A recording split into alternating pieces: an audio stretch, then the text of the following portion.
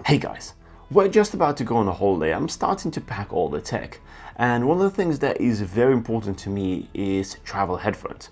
I normally take 2 pairs, and in-ears when you're traveling around and you don't want to be cumbered by anything on your head, or when you're about to go to sleep on a plane, and over-ears for the comfort and higher quality, as well as not needing to charge them every 3 hours. So if you have a flight like we have, which is about 13 hours long, you can put on headphones and just forget about needing to charge them. So it's very convenient.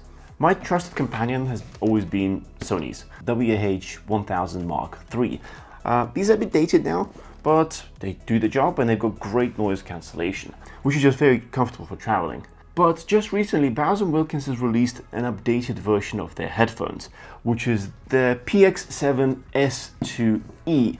E is for the Evolved. We got a chance to, get a version of it and try them out. So I'll be using this over the next 2 weeks and gonna compare them to my MX3s and see how they deliver. So let's just open up first and go through what you get in the box and all that kind of stuff. So E stands for the Evolved, and I think in many ways they call the E rather than version 3 is because not much has changed.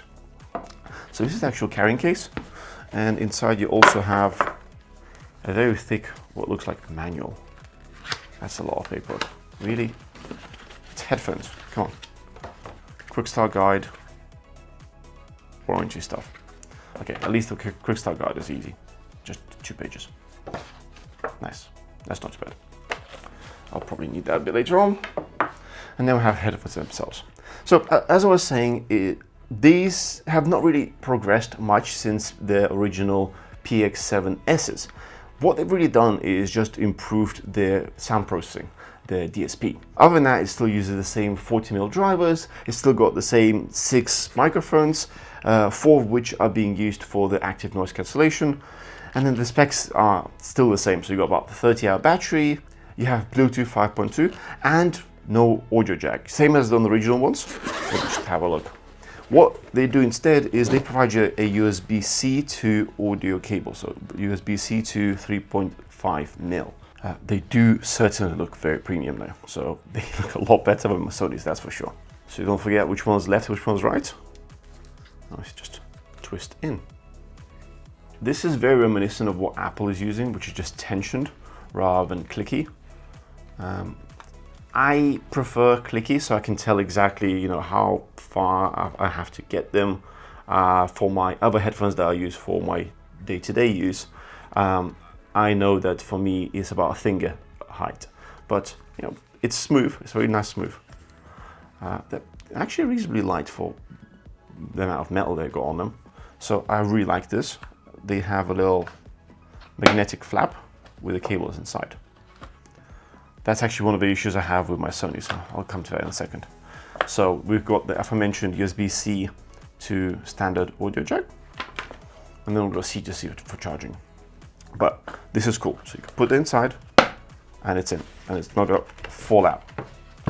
Contrary to this, on my Sonys, if I open this up, I actually got it open normally, but sometimes you just open it upside down and all the cables fall out. One thing that you get with the Sonys, but you don't get with the Bowers & Wilkins, is an adapter for the airplane. That's something that you don't get here, so something to consider.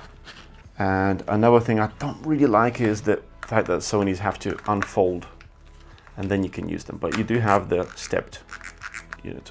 Because then I always fiddle around with these, like which way do I fold, this way or the other way. The Sony case is smaller, so that explains why it's got the little fold mechanism. This is nice, just kind of throw them in. But they are considerably bigger, so they're both wider and longer. These headphones, they come in different variants, so I'm gonna have to read this out because they have funny names. Rather than just calling it black, it's an anthracite black, cloud gray, ocean blue, and forest green. So we have the ocean blue version. Matching, I like it. The other thing that is kind of funky with these headphones, so this is what Bowers & Wilkins calls their entry-level headphones. They have the PX8s as well. So the PX8s are about twice the price, but these already start at $399. As comparison to the Sonys. So the Sonys are originally $399, but now you can pick them up for about $325, or sometimes cheaper depending on the deal that you get from whatever the retailer you use.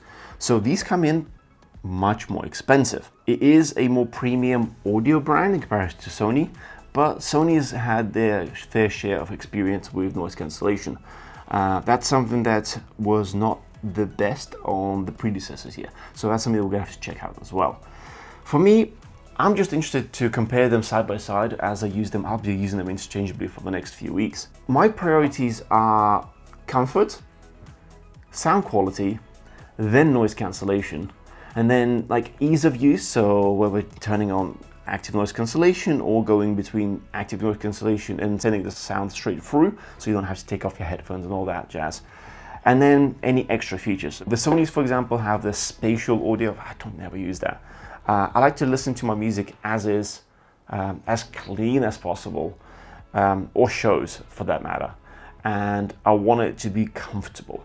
If the headphones are not comfortable, it doesn't matter how good they sound. So we'll need to check that out. Let's skip 2 weeks and see how I go on. With the holiday over, it's back to work, and I'm excited to share some of the updates. First, let's start with an audio quality. Initially, I noticed a distinct difference compared to my Sony headphones. The new headphones seem to lack that extra bass that I prefer, especially considering that these are over-ear headphones.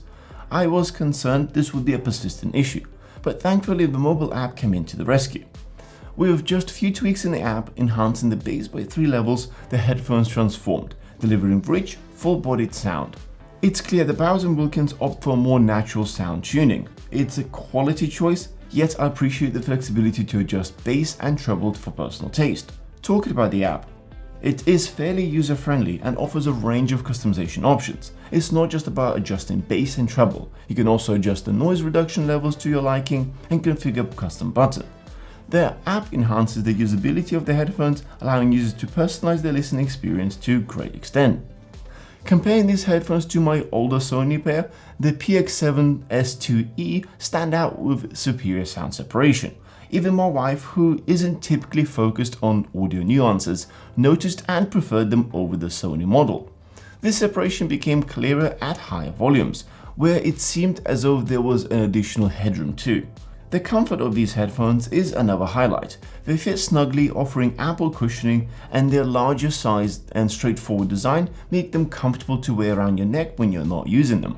They also have a modern look that feels both sophisticated and durable. The overall build gives a sense of premium quality, and the headphones feel sturdy in your hand. If you put both the headphones side by side, Bowers & Wilkins definitely stand out, and it's not just because of the color. The attention to detail in the design, from texture of the materials to the smoothness of the hinges, this all adds to the premium feel of the product. There is one caveat though. While using them on the plane, I noticed that depending on how I position my head, there was a small gap that occasionally formed, allowing the hum of the plane to seep through. This wasn't a major issue and could be managed by repositioning the headphones or slightly increasing the volume. Now regarding noise reduction, they don't quite match up to Sony, but this is a minor point considering the overall sound improvement. Once again, a slight volume increase effectively compensates for this. I do like the physical button placement for controls as well as power slider, but volume up and down buttons take some time getting used to. I often paused my music accidentally while trying to adjust the volume. Additionally, I also missed the touch-sensitive ear cup feature for the pass-through audio from Sony. The button alternative works well enough. However, I wish there was a more obvious way to determine what mode you're in. Next up is battery life, which can be a bit tricky to evaluate since everyone has their own preferences in volume levels. However, from my experience, it was quite a challenge to drain the battery completely. These headphones can comfortably last for several days of listening, and with the fast charging feature included, running out of battery is hardly an issue. When it comes to Bluetooth range, both headphone models perform comparably.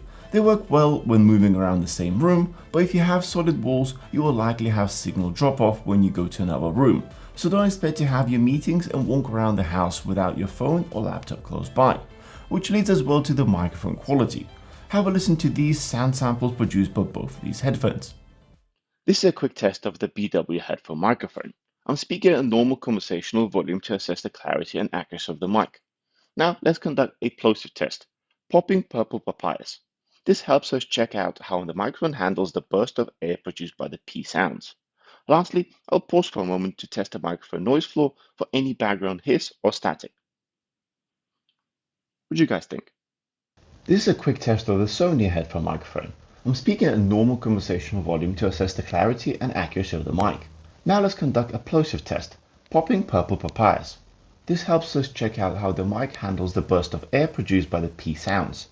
Lastly, I'll pause for a moment to test the microphone's noise floor for any background hiss or static.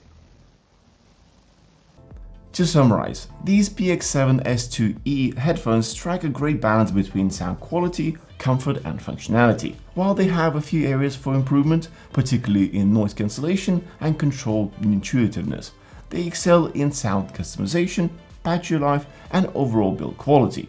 They are a more expensive alternative to your Sony and Bose dominant market, but in my opinion they provide a more premium product. I would really recommend going to a showroom and testing them out for yourselves to see what I mean. I hope you found this useful. Don't forget to smash that thumbs up and subscribe for more. We'll see you guys in the next one.